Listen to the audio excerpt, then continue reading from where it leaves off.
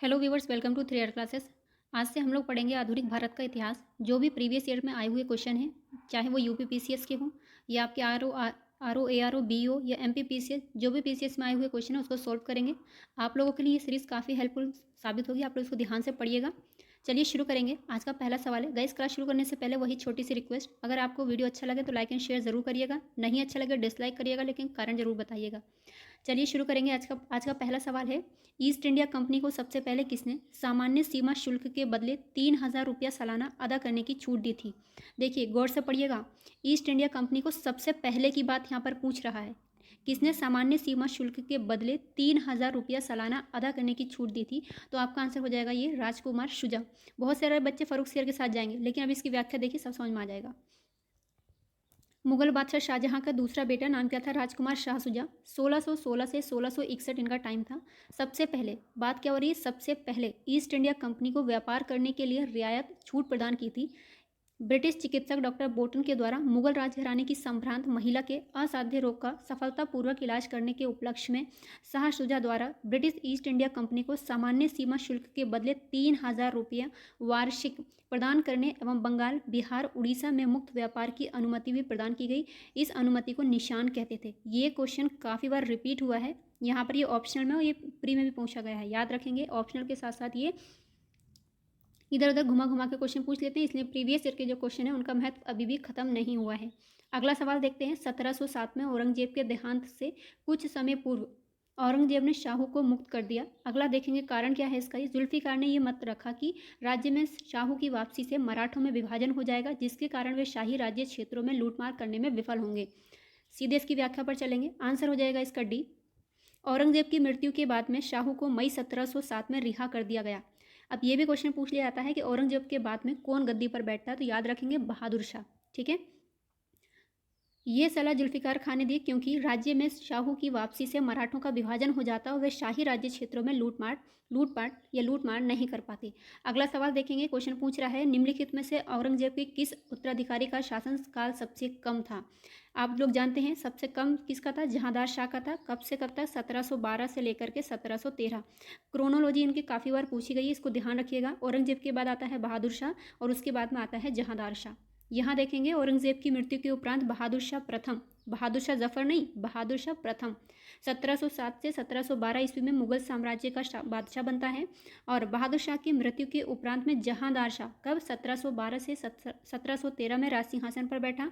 और इसके बाद में मोहम्मद शाह आता है 1719 से 1748। मोहम्मद शाह के टाइम, इसको रंगीला बादशाह भी कहा जाता था। इसी के टाइम में नादिर शाह ने भारत पर आक्रमण किया था 1739 ईस्वी में।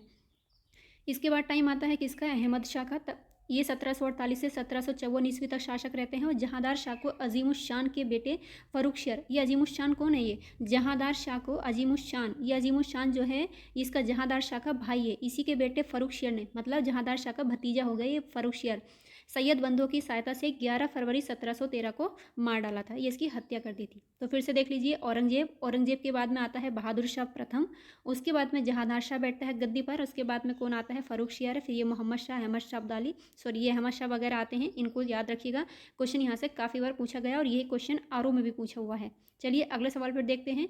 जहांदार शाह राज सिंहासन पर बैठा था किसके मरणोपरांत? सीधा सा क्वेश्चन, अभी आप लोगों ने पढ़ा। राइट आंसर हो जाएगा इसका बहादुर शाह प्रथम।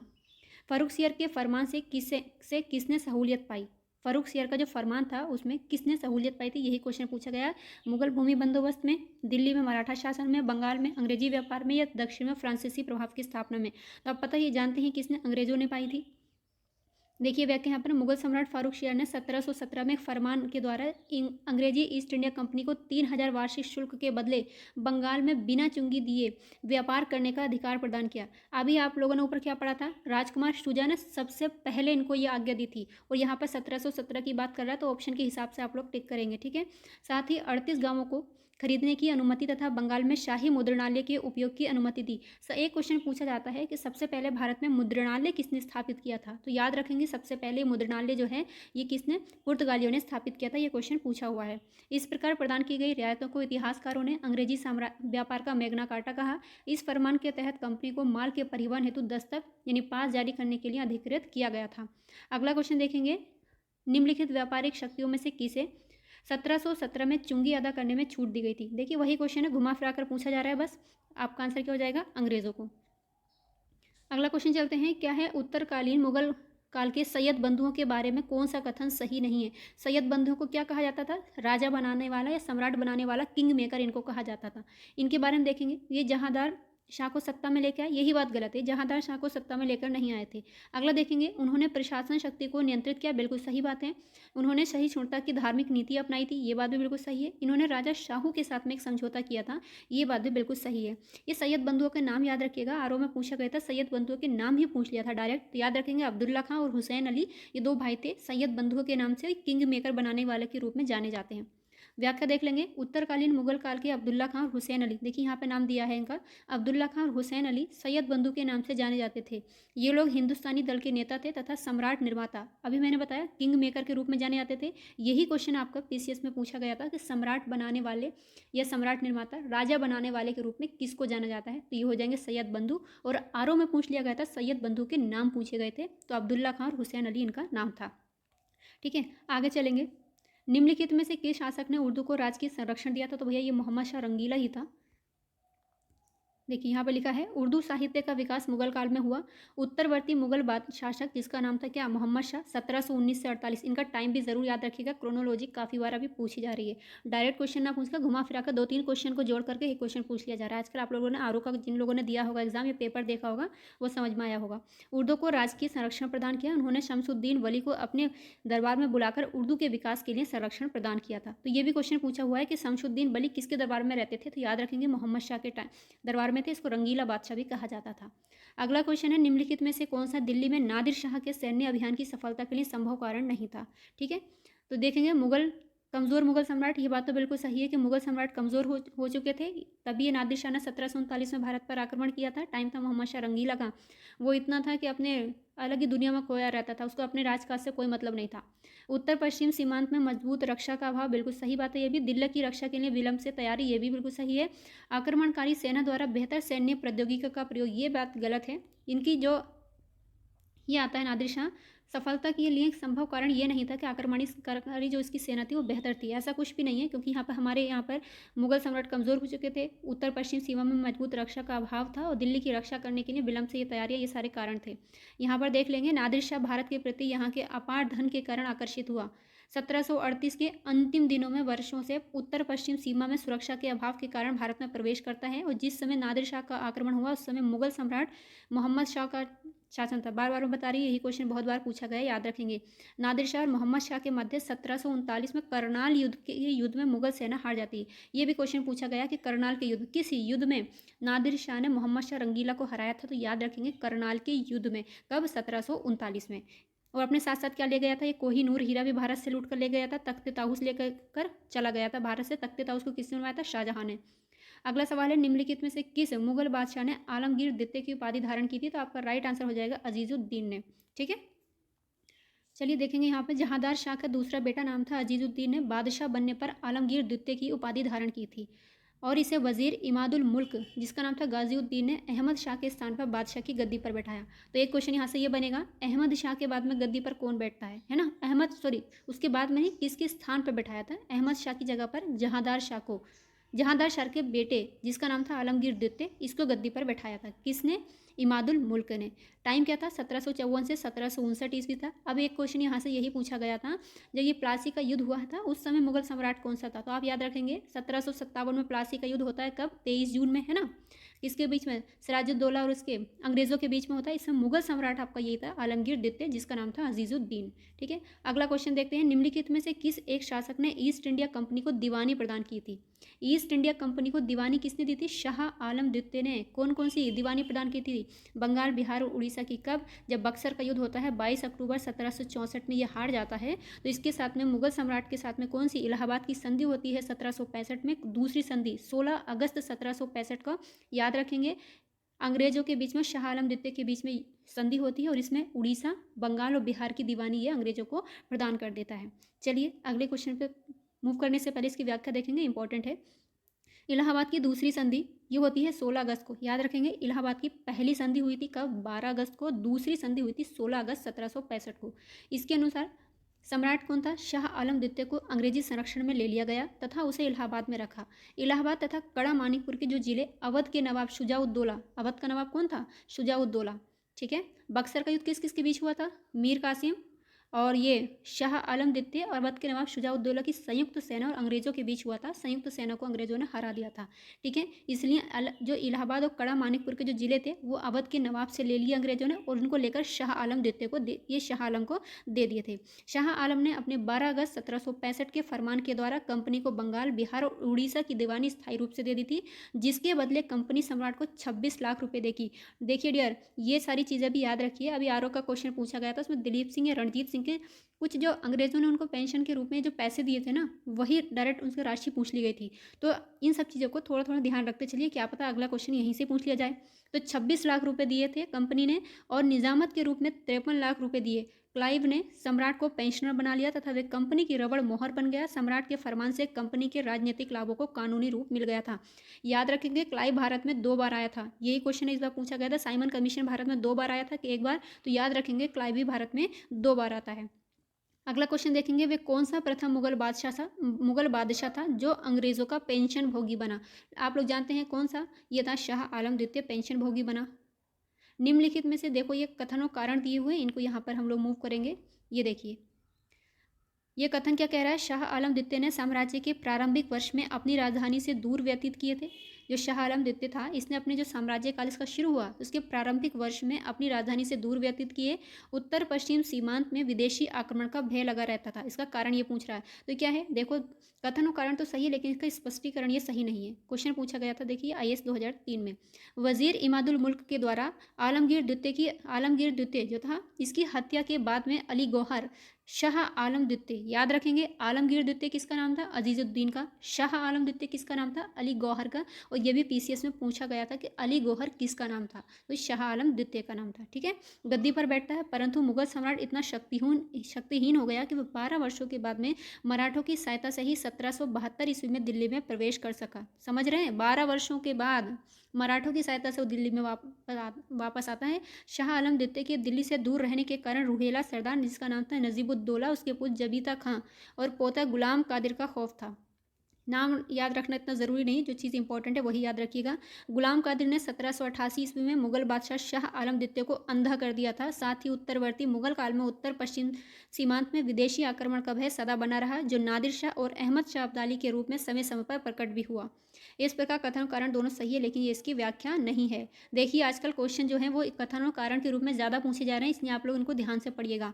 क्वेश्चन क्या पूछा जा रहा है? अगला है, निम्नलिखित में से किस मुगल सम्राट ने राजा राम मोहन राय को अपने दूत के रूप में लंदन भेजा था? तो आप लोग जानते हैं अकबर सेकंड ने राजा राम मोहन राय को अपनी पेंशन से के लिए बात करने के लिए लंदन भेजा था। 1833 में इनकी यहाँ पर लंदन के ब्रिस्टल में ही इनकी मृत्यु हो गई थी, इंग्लैंड के ब्रिस्टल में, राजा राम मोहन राय की। और क्वेश्चन पूछा जाता है, राजा राम मोहन राय को राजा की उपाधि किसने दी थी? तो ये भी अकबर सेकंड ने ही दी थी। मूव करेंगे। देखिए क्वेश्चन ये क्या है, इसकी व्याख्या देख लेंगे। मुगल सम्राट अकबर सेकंड, टाइम भी इसका पूछा जाता है। 1806 से लेकर 1837 इसका टाइम था। 1830 ईस्वी में राजा राम मोहन राय को अपने दूत के रूप में कहाँ पर भेजा था इसने? इंग्लैंड में। किसके दरबार में भेजा था? ये भी याद रखेंगे, क्वेश्चन कहीं से भी पूछ सकता है। इसका नाम था विलियम फोर। ब्रिटिश सम्राट जो था विलियम फोर, उसके दरबार में भेजा था। देखिए यहाँ पर सम्राट की स्पेलिंग भी याद रखिएगा। जो लोग आरओ वगैरह का एग्जाम देते हैं, सम्राट की स्पेलिंग क्या होती है? ये होती है, हलंत लगाना है इसके नीचे। शाह आलम द्वितीय का पुत्र एवं अंग्रेजों का पेंशनर था। राजा राम मोहन राय ने 1803 से 1814 ईस्वी तक ईस्ट इंडिया कंपनी के अधीन कार्य भी किया था। इंग्लैंड में राजा राम मोहन राय ब्रिटिश सरकार के समक्ष मुगल बादशाह को दी जाने वाली पेंशन की अपर्याप्त राशि के संदर्भ में अपना पक्ष प्रस्तुत करने के लिए गए थे और 27 सितंबर 1833 ईस्वी में ब्रिस्टल, इंग्लैंड में इनकी मृत्यु हो गई। ये भी क्वेश्चन पूछा गया था कि राजा राम मोहन राय की मृत्यु कहाँ पर हुई थी? तो याद रखेंगे ब्रिस्टल, इंग्लैंड में हुई थी। कब? 1833 में। अकबर सेकंड ने ही राजा राम मोहन राय को राजा की उपाधि प्रदान की थी। चलिए, अच्छा ये बता दीजिए थोड़ा, ये 27 सितंबर को कौन सा दिन मनाया जाता है? कौन सा दिवस इस दिन मनाया जाता है? थोड़ा अगर आप लोगों को पता तो बताइए कमेंट बॉक्स में। राजा राम मोहन राय को राजा की उपाधि से किसने विभूषित किया था? अभी आप लोगों ने पढ़ा, बार बार बताने की जरूरत ही नहीं है। अकबर सेकंड। मुगल बादशाह बहादुर शाह जफर के बारे में कहा जाता है कि उसके साम्राज्य की सीमा थी, कहाँ तक थी? दिल्ली में, जो चांदनी चौक से पालम तक थी, दिल्ली से बिहार, पेशवा से बिहार, पेशावर से बिहार या पेशावर से वाराणसी, उपयुक्त में से कोई नहीं, उपयुक्त में से एक से अधिक। तो आपका आंसर क्या हो जाएगा? आंसर हो जाएगा ई। व्याख्या यहाँ पर देखेंगे थोड़ी सी। मुगल बादशाह बहादुर शाह द्वितीय, जिनको जफर के नाम से भी जाना जाता था, वे अंतिम मुगल बादशाह थे। टाइम इनका कब से कब तक था? 1837 से 1857 तक था। 1857 की क्रांति के समय मुगल बादशाह कौन थे? यही थे बहादुर शाह जफर। ठीक है, वे बिना साम्राज्य के बादशाह था। ये भी क्वेश्चन पूछा गया कि ऐसा कौन सा बादशाह था जो बिना साम्राज्य के बादशाह थे? तो याद रखेंगे बहादुर शाह जफर। और इनके दरबार में उर्दू के शायर आप लोग जानते हैं, बहुत प्रसिद्ध नाम है मिर्ज़ा गालिब। ये क्वेश्चन भी पूछा हुआ, अलग से पूछा गया था। मिर्ज़ा गालिब किसके दरबार से संबंधित है? इनको संरक्षण किसने दिया था? तो बहादुर शाह जफर। ठीक है, इब्राहिम जौक रहते थे। हसन अस्करी उनके आध्यात्मिक निर्देशक थे। उसे ईस्ट इंडिया कंपनी से 1,00,000 रुपये, याद रखेंगे कितने पैसे? 1,00,000 रुपये पेंशन और 15 लाख रुपए अन्य परिसंपत्तियों के लिए किराए तथा 1,000 रुपये पारिवारिक खर्च हेतु मिलता था। अब याद रखेंगे पेंशन कितनी मिलती थी? 1,00,000 रुपये। इसी टाइप का क्वेश्चन अभी ही एग्जाम हुआ, उसमें पूछा गया था। 1857 का विद्रोह बहादुर शाह जफर के नेतृत्व में लड़ा गया था। उन्हें अंग्रेजों ने निर्वासित कर रंगून भेज दिया गया था, जहां पर 7 नवंबर 1862 को उनकी मृत्यु हो गई थी। ठीक है, ये भी क्वेश्चन देख लीजिए। क्या बिहार लोक सेवा आयोग ने इसको निरस्त कर दिया था? फिर भी इसकी जो चीज़ें इंपॉर्टेंट है वो देखते चलिए। अगला क्वेश्चन देखेंगे, निम्नलिखित कथनों में से कौन बहादुर शाह जफर के बारे में सही नहीं है? अभी आप लोग पढ़ के आ रहे हैं। वे बिना साम्राज्य का सम्राट था, बिल्कुल सही बात है। इब्राहिम जौक और असदुल्ला खां गालिब उनके कविता के संरक्षक थे, बिल्कुल। देखिए मिर्ज़ा गालिब का पूरा नाम है असदुल्ला खां। ये क्वेश्चन पूछा गया था, मिर्ज़ा गालिब का पूरा नाम। हसन अस्करी उनके आध्यात्मिक निर्देशक थे, बिल्कुल सही बात है। वे 1,00,000 रुपये से कम, देखिए अभी कब पढ़ा हम लोगों ने? 1,00,000 रुपये से कम प्रतिमा ईस्ट इंडिया कंपनी से पेंशन पाता था? नहीं, 1,00,000 रुपये ही उनको मिलते थे, ना कि कम। देखिए यहीं पर घुमा दिया क्वेश्चन। ठीक है, चलिए अगला सवाल देखेंगे। मुगल साम्राज्य के पतन के लिए जागीर संकट के सिद्धांत को प्रतिपादित करने वाले प्रथम इतिहासकार कौन थे? जागीर संकट के सिद्धांत को किसने किया था? नाम था सतीश चंद्र। मुगल साम्राज्य के पतन के लिए जागीर संकट के सिद्धांत को प्रतिपादित करने वाले प्रथम इतिहासकार कौन थे? सतीश चंद्र। इतिहासकार सतीश चंद्र के अनुसार मुगल साम्राज्य के विघटन का कारण मनसब और जागीरदारी प्रणालियों की असफलता रही है, क्योंकि उनकी दृष्टि में मुगल साम्राज्य की स्थिरता के लिए इन दोनों प्रणालियों का स्पष्ट ढंग से कार्य करते रहना आवश्यक है। अगला क्वेश्चन है, तालुकादार कौन था? ठीक है, तो आप लोग बता सकते हैं। ये तो जो भी बच्चे ग्रामीण क्षेत्रों से बिलोंग करते हैं वो लोग आसानी से बता देंगे। तालुकादार कौन था? ये एक बड़े जमींदार हुआ करते थे। तालुकादार कुलीन वर्ग थे, जो मुगल शासन तथा ब्रिटिश शासन के दौरान बड़े भूमि के मालिक थे। ये वंशानुगत होते थे। याद रखेंगे, जो तालुकादार थे ये कौन होते थे? वंशानुगत होते थे। तालुकादारों को करों को इकट्ठा करने की जिम्मेदारी प्रदान की गई थी। ये बड़े जमींदार होते थे। ये यहाँ पर हमारा खत्म होता है क्या? उत्तरवर्ती जो मुगल बादशाह थे वो खत्म हो गए। आप पढ़ेंगे यूरोपीय कंपनियों का आगमन। चलिए इसको भी देख लेते हैं, कुछ सवाल करते हैं। निम्नलिखित में से कौन अफ्रीका में सबसे पहले यूरोपियों के रूप में पहुंचे, जो कि अंततः अफ्रीका में यूरोपीय उपनिवेश की स्थापना का कारण बनी? देखिए क्वेश्चन क्या पूछ रहा है, अफ्रीका में सबसे पहले व्यापारियों के रूप में कौन पहुंचते हैं? तो ये पुर्तगाली पहुंचते हैं। ठीक है, इसकी व्याख्या देखेंगे। पुर्तगाल के एक शासक थे जिनका नाम था हेनरी प्रथम के द्वारा समुद्री यात्राओं एवं भौगोलिक खोजों को प्रोत्साहित किया जा रहा था। इसी के परिणाम स्वरूप पुर्तगालियों का यूरोप के बाहर प्रसार हुआ। पुर्तगाली प्रथम यूरोपीय थे जो भारत और अफ्रीका में व्यापारिक रूप से प्रथम बार आए। देखिए वहाँ पर आप लोगों को घुमा दिया अफ्रीका में, लेकिन भारत में भी सबसे पहले पुर्तगाली आए थे, अफ्रीका में भी। कब आए थे? ये 1498 ईस्वी में आए थे, जिसके कारण इस क्षेत्र में आगे उपनिवेश स्थापित हो सके। वास्को डी गामा गुजराती पथ प्रदर्शक अहमद इब्न मजीद की सहायता से 17 मई 1498 को भारत के पश्चिमी तट पर स्थित कालीकट बंदरगाह पर पहुंचा। कहीं ये डेट 17 मई की लिखी रहती है, कहीं कहीं 20 मई भी मिलती है, लेकिन आप याद रखेंगे 1498 भारत के कालीकट पर आता है। यहाँ पर जमोरिन ने इसका स्वागत किया था। जमोरिन क्या, ये कौन था? ये इसकी पैतृक उपाधि थी, किसी का एक नाम नहीं है किसी राजा का, लेकिन ये उसकी एक उपाधि है। वास्को डी गामा का स्वागत किया था। वास्को डी गामा के आगमन से पुर्तगाली तथा भारत के मध्य व्यापार के क्षेत्र में एक नए अध्याय का आरंभ होता। ये बताइएगा, जो वास्को डी गामा भारत आया था किस रास्ते से होकर आया था? ये आप लोगों का से एक सवाल है, इसको जवाब जरूर दीजिएगा। काली मिर्च के व्यापार से वास्को डी गामा ने लगभग 60 गुना मुनाफा कमाया। यही क्वेश्चन पूछ लिया गया था एक बार। जो ये आए थे पुर्तगाली भारत में आए, इन्होंने भारत में आने के बाद में कितना गुना मुनाफा कमाया था? तो याद रखेंगे 60 गुना मुनाफा इन्होंने कमाया था। किससे? काली मिर्च के व्यापार से। सबसे पहले ये लोग सारे जो भी आए थे यूरोपीय कंपनियां भारत में व्यापार के लिए आई थी, और बाद में इनकी नीयत खराब हो गई। यहाँ पर रहते रहते उन्होंने हमारे ऊपर शासन भी करना शुरू कर दिया था। पुर्तगालियों ने सबसे पहले 1503 ईस्वी में कोचीन में अपना व्यापारिक दुर्ग स्थापित किया था। ये भी क्वेश्चन पूछा गया, सबसे पहले इन्होंने अपनी दुर्ग या कोठी कहाँ पर स्थापित की थी? कोचीन में। कब? 1503 में। और उसके बाद में इन्होंने पुर्तगालियों के द्वारा 1505 में कन्नूर में दूसरे दुर्ग का निर्माण किया था। अब पहला तो सबको याद हो जाता है, दूसरा भी याद रख लीजिए कि आप तो यही पूछ ले। 1505 में दूसरी कोठी स्थापित की थी, कहाँ पर? कन्नूर में। अगला क्वेश्चन है, उस शासक का नाम बताना है, उस शासक का नाम बताना है जिसने वास्को डी गामा का कालीकट में स्वागत किया। बता सकते हैं, जमोरिन ने। अगला क्वेश्चन है, किस यूरोपीय समुदाय ने भारत में प्रथम व्यापारिक संबंध स्थापित किए थे? आप लोग जानते हैं, अभी पढ़ा, पुर्तगाली सबसे पहले है, उसके बाद में आते हैं डच, फिर अंग्रेज, फिर उसके बाद डेन, फिर लास्ट में सबसे आते हैं फ्रांसीसी। ठीक, आगे चलेंगे। पुर्तगालियों की प्रथम फैक्ट्री भारत में कहाँ स्थापित की गई थी? अभी आप लोगों ने पढ़ा, आप लोग देख के इसमें कंफ्यूज नहीं होना। सबसे पहले पुर्तगालियों ने कहाँ पर? कोचीन में 1503 में अपनी फैक्ट्री स्थापित की थी। ठीक है। अगला क्वेश्चन है, भारत में पुर्तगालियों ने सबसे पहला अपना दुर्ग कहाँ पर स्थापित किया? तो कोचीन में। दूसरा, कन्नौर में 1505 में। पुर्तगाली उपनिवेश का प्रथम वायसराय भारत में कौन हुआ? ये बहुत इंपॉर्टेंट क्वेश्चन है, काफी बार पूछा गया है। पुर्तगाली उपनिवेश का पहला वायसराय पूछ रहा है भारत में कौन था? ये था भैया अपना अल्मीडा। 1505 में फ्रांसिस्को डी अल्मीडा भारत के पहले पुर्तगाली वायसराय बनकर भारत आते हैं। इसने व्यापारिक हितों के परिप्रेक्ष्य में हिंद महासागर में प्रभुत्व स्थापित करने के लिए ब्लू वाटर पॉलिसी, मतलब नीले जल योजना, शांत जल की नीति का प्रतिपादन किया। ये क्वेश्चन पूछा गया है कि भारत में ब्लू वाटर पॉलिसी का प्रतिपादन किसने किया था? तो याद रखेंगे, अल्मीडा ने किया था। कब? हिंद महासागर में 1505 ईस्वी में। निम्नलिखित में से कौन नीला जल योजना या ब्लू वाटर नीति के से संबंधित है? अभी आप लोगों ने पढ़ा, आंसर हो जाएगा क्या? अल्मीडा। बंगाल की खाड़ी में समुद्री डकैती हेतु हुगली का उपयोग कौन करता था? बंगाल की खाड़ी में जो समुद्री डकैत थे, इनके लिए, डकैती के लिए हुगली का उपयोग कौन करते थे? हुगली में कौन थे? पुर्तगाली थे। बंगाल की खाड़ी में समुद्री डकैती हेतु हुगली का उपयोग करते थे। यहाँ पर इन्होंने मुगल बादशाह अकबर का टाइम 1580 ईस्वी में इन्होंने अनुमति से कारखाने की स्थापना की थी। किसने? पुर्तगालियों ने, जो पुर्तगालियों का एक प्रमुख व्यापारिक केंद्र माना जाता था। मुगल बादशाह शाहजहां ने 1632 ईस्वी में पुर्तगाली व्यापारिक केंद्र हुगली को पूरी तरह से नष्ट कर दिया और 1000 से अधिक पुर्तगालियों को यहाँ पर बंदी बना लिया था। किसने? शाहजहां ने। अगला क्वेश्चन है, बंगाल की निम्नलिखित फैक्ट्रियों में से जो है पुर्तगालियों के द्वारा स्थापित की गई थी, नाम क्या था उसका? हुगली।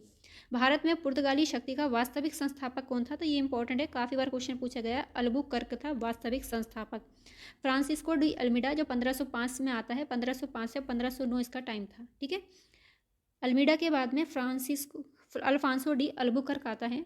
भारत में पुर्तगालियों का वायसराय बनकर आया और ये भारत में पुर्तगाली शक्ति का वास्तविक संस्थापक माना जाता है, क्योंकि 1510 ईस्वी में इसने, किसने? बीजापुर के शासक थे, नाम था यूसुफ आदिल शाह से, इसने गोवा छीन लिया था और इस पर अपना अधिकार कर लिया। पुर्तगालियों की आबादी को बढ़ाने के ख्याल से अल्बुकर्क ने भारतीय स्त्रियों से विवाह को प्रोत्साहन दिया था। पुर्तगालियों द्वारा अंग्रेजों को बंबई सौंपे जाने का अवसर क्या था? इंपॉर्टेंट है, आप लोग जानते ही होंगे। पुर्तगालियों द्वारा स्पेन के नियंत्रण से मुक्ति। पुर्तगाली राजकुमारी ब्रगेंसा कैथरीन से चार्ल्स द्वितीय का विवाह होता है, इसीलिए इनको ये बंबई दहेज के रूप में मिलता है। यहाँ देखेंगे, पुर्तगालियों के द्वारा अंग्रेजों को बंबई सौंपे जाने का अवसर। पुर्तगाली राजकुमारी थी ब्रगेंजा कैथरीन से इंग्लैंड के राजा चार्ल्स सेकेंड की शादी हुई थी।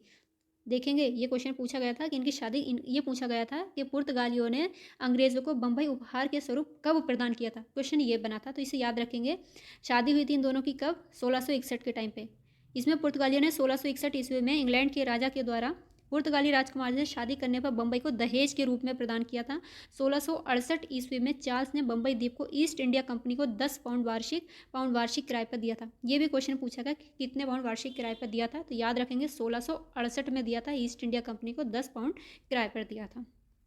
अगला क्वेश्चन देखेंगे, ब्रिटिश ईस्ट इंडिया कंपनी ने बंबई किससे लिया था? अभी आप लोगों ने पढ़ा, ब्रिटिश ईस्ट इंडिया कंपनी ने बंबई किससे लिया था? तो पुर्तगालियों से लिया था। अगला क्वेश्चन है, पांडिचेरी, जिसको हम लोग वर्तमान में पुडुचेरी कहते हैं, इसके संदर्भ में बताना है। पांडिचेरी पर कब्जा करने वाले पहले यूरोपीय शक्ति पुर्तगाली थे। पांडिचेरी पर कब्जा करने वाली दूसरी यूरोपीय शक्ति फ्रांसीसी थे। और अंग्रेजों ने कभी पांडिचेरी पर कब्जा नहीं किया था, ये बात तो गलत है भैया, यहाँ पर देख लेंगे। 1673 ईस्वी में फ्रांसीसी कंपनी के निदेशक फ्रेंकोइस मार्टिन ने पौंडीचेरी की स्थापना की। कब? 1673 ईस्वी में। पौंडीचेरी पर शासन स्थापित करने वाली पहली यूरोपीय शक्ति थे फ्रांसीसी। आंग्ल फ्रांसी कर्नाटक के तीसरे युद्ध के दौरान अंग्रेजों ने 1761 में पौंडीचेरी पर कब्जा कर लिया, किंतु युद्ध समाप्त होने के बाद उसे फ्रांस को वापस लौटा दिया। इसमें इस पर स्टार लगा हुआ, लेकिन व्याख्या देख लीजिएगा।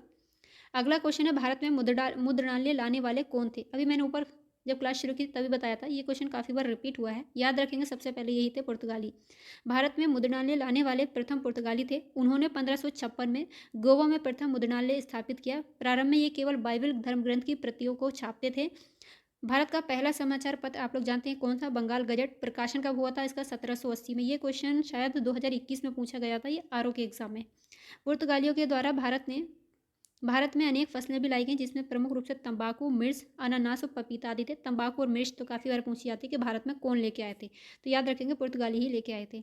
निम्नलिखित में से कौन सी एक फसल भारत में पुर्तगालियों के द्वारा लाई गई थी? देखिए अभी आप लोगों ने पढ़ा, पूछ लिया यहाँ पर मिर्च। भारत में पुर्तगालियों के संबंध में सही कथन बताना है। 16वीं शताब्दी में पूर्वी व्यापार पर उनका एकाधिकार था। 16वीं शताब्दी का मतलब क्या, 1500 के आसपास का टाइम था। प्रारंभ में उनका बंबई पर स्वामित्व था। उनके पास कोच्चि, दीव और दमन में व्यापारिक बस्तियां थीं। मुगलों ने उन्हें किसी भी व्यापारिक छूट से वंचित किया था। तो यहाँ पर आपका आंसर हो जाएगा 1, 2 और 3। भारत में पुर्तगालियों का पहला आगमन कब होता है? वास्को डी गामा के रूप में 1498 में ये आते हैं भैया। और इन्होंने अपना पहला कारखाना 1503 कोचीन में और दूसरा कारखाना 1505 में कन्नूर में स्थापित किया था। 1510 में इन्होंने यूसुफ आदिल शाह से गोवा को छीन लिया था। किसने? अल्बुकर्क ने। एवं 1535 में द्वीप आदि स्थानों पर अपने कारखाने स्थापित किए थे। पुर्तगालियों ने 1661 में बम्बई को ब्रिटेन को दहेज के रूप में दे दिया था। ब्रगेंजा की और उनकी चार्ल्स सेकंड की शादी हो गई थी। और इसके पहले बंबई तथा पूर्वी व्यापार पर पुर्तगालियों का एकाधिकार था। मुगलों ने पुर्तगालियों को व्यापारिक छूटें भी प्रदान की थी। अगला क्वेश्चन देखेंगे, दादरा और नगर हवेली जो 1961 ईस्वी में भारत का हिस्सा बने, पुर्तगालियों का शासन था। पौंडीचेरी तथा चंद्रनगर पर फ्रांसीसियों का शासन था। गोवा को 1961 में स्वतंत्रता मिली। इंपॉर्टेंट है, तीनों ही क्वेश्चन बिल्कुल सही। ये वाला क्वेश्चन तो अलग से भी पूछा गया है कि गोवा को स्वतंत्रता कब मिली थी, आज़ादी से पहले कि आज़ादी के बाद? तो याद रखेंगे आज़ादी के बाद 1961 में मिली थी। यहाँ पर व्याख्या देखिए, इससे क्वेश्चन काफ़ी बार अलग अलग तरीके से पूछा गया है, ध्यान से देखिएगा। गोवा, दमन, दीव, दादरा नगर हवेली पर पुर्तगालियों का शासन भारत की स्वतंत्रता के पश्चात 1961 ईस्वी तक बना रहा। देखिए आज़ादी के बाद बना रहा, इसलिए ये क्वेश्चन पूछा गया था। इन क्षेत्रों को पुर्तगालियों से मुक्त कराने हेतु भारत को स्वतंत्रता संघर्ष जारी रखना पड़ा। अंततः 19 दिसंबर 1961 को गोवा, दमन, दीव, दादरा नगर हवेली को पुर्तगालियों से मुक्त करा लिया गया। ये पूरी डेट याद रखिएगा, क्वेश्चन अब यहाँ से भी पूछे जाते हैं। गोवा और दमन दीव दादरा नगर हवेली को केंद्र शासित प्रदेश बना दिया गया और 30 मई 1987 को गोवा को पूर्ण राज्य का दर्जा मिला। ये क्वेश्चन भी पूछा है कि गोवा को पूर्ण राज्य का दर्जा कब प्राप्त होता है, तो याद रखेंगे बिल्कुल एकदम क्लियर कट, 30 मई 1987 को गोवा को पूर्ण राज्य का दर्जा मिला था। 26 जनवरी 2020 को दमन दीव तथा दादरा नगर हवेली का विलय करके एक संघ राज्य क्षेत्र बना दिया गया और इसकी राजधानी दमन रखी गई। ठीक है, कब? 26 जनवरी 2020 को। पांडिचेरी तथा चंद्रनगर पर फ्रांसीसियों का शासन था। जून 1949 ईस्वी को फ्रांसीसियों ने चंद्रनगर का शासन भारत सरकार को सौंप दिया। अक्टूबर 1954 को पश्चिम बंगाल राज्य के साथ इसका विलय कर दिया गया और नवंबर 1954 में फ्रांसीसियों और भारत सरकार के साथ संधि वार्ता के बाद पौंडीचेरी को स्वतंत्र भारत के साथ एकीकृत कर दिया गया। अगला सवाल देखेंगे, भारत में 15 अगस्त 1947 के पश्चात भी औपनिवेशिक शक्ति के विरुद्ध स्वाधीनता संघर्ष जारी रखना पड़ा था। किसके खिलाफ रखना पड़ा था? पुर्तगालियों के, क्योंकि हमने गोवा कब छीना इनसे? 1961 में छीना गया, वो हमारा ही था, यही कब्जा करके बैठे थे, हमने इनको भगा दिया। 15 अगस्त 1947 के बाद भारत का कौन सा भाग पुर्तगाल के अधीन रहा? देखिए एक ही क्वेश्चन है और कितने एग्जाम में अलग अलग तरीके से पूछा गया है, तो हो जाएगा गोवा। ठीक, स्वतंत्रता के पूर्व उपनिवेश जो पुर्तगाली आधिपत्य और नियंत्रण में रहे थे, दादरा नगर हवेली, पौंडीचेरी, लक्षद्वीप, दमन और दीव। अभी आप लोग ऊपर पढ़ चुके हैं, तो आपका आंसर हो जाएगा पहला और चौथा। दादरा नगर हवेली, दमन दीव, ये किसके आधिपत्य और नियंत्रण में रहे थे? पुर्तगालियों के। आधिपत्य की स्पेलिंग जरूर याद रखिएगा, ये वर्तनी शुद्धि में पूछी जाती है। ये भी पूछा था कि विशेषण है कि विशेष्य। चलिए आज की क्लास को यहीं तक रखते हैं, इसके आगे क्लास में इसके अगले क्वेश्चन देखेंगे। तब तक अपना ख्याल रखिए, पढ़ते रहिए। वीडियो अच्छा लगा हो तो लाइक एंड शेयर जरूर करिएगा। बाय।